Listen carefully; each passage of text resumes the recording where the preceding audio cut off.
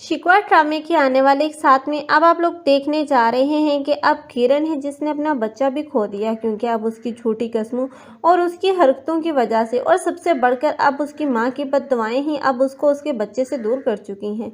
क्योंकि अब उसकी माँ को भी पता चल चुका था कि अब किरण किस नेचर की लड़की है, क्योंकि अब उसे तो अपनी बेटी होने पर भी शर्मिंदगी महसूस हो रही है, क्योंकि अब वो नहीं देख सकती कि उसकी बेटी इतने घटियापन पर उतर आए।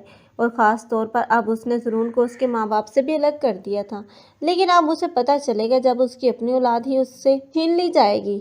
लेकिन अब ज़रून की वालदा जो इस बच्चे की वजह से अब किरण को अपने बेटे की ज़िंदगी में बर्दाश्त कर रही थी, जब ये बच्चा ही नहीं रहेगा और दूसरी तरफ ज़रून के सामने अब फंसी सारी हकीकत किरण की खोल देगा और सानिया की बेगुनाही भी साबित कर देगा, तो ऐसे में ज़रून के लिए नाकाबिले बर्दाश्त हो जाएगी ये किरण, और ऐसे में वो किरण को डिवोर्स देकर अपने घर से निकाल देगा।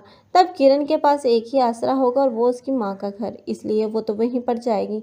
लेकिन अब वहाँ जाने के बाद उसे शिद्दत से एहसास होगा कि उसने सानिया के साथ बहुत ही बुरा किया है, इसलिए अब वो सानिया से माफ़ी मांगना चाहेगी और सानिया के पास आएगी और उसे हाथ जोड़कर माफ़ी मांगेगी।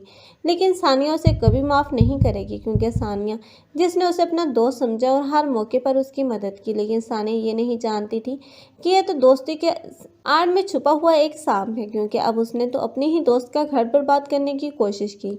लेकिन अब सानिया जिससे ज़रून माफ़ी मांगेगा, तो अब सानिया तो ज़रून को माफ़ कर ही देगी, क्योंकि अब वो नहीं चाहती कि जिस तरह अब उसने पूरी ज़िंदगी अपने माँ बाप को अलग देख के गुजारी है, वैसे ही अब उसका बच्चा भी गुजारे। इसलिए अब सानिया अपने बच्चे की खातिर ज़रून को माफ़ करती हुई नजर आएगी।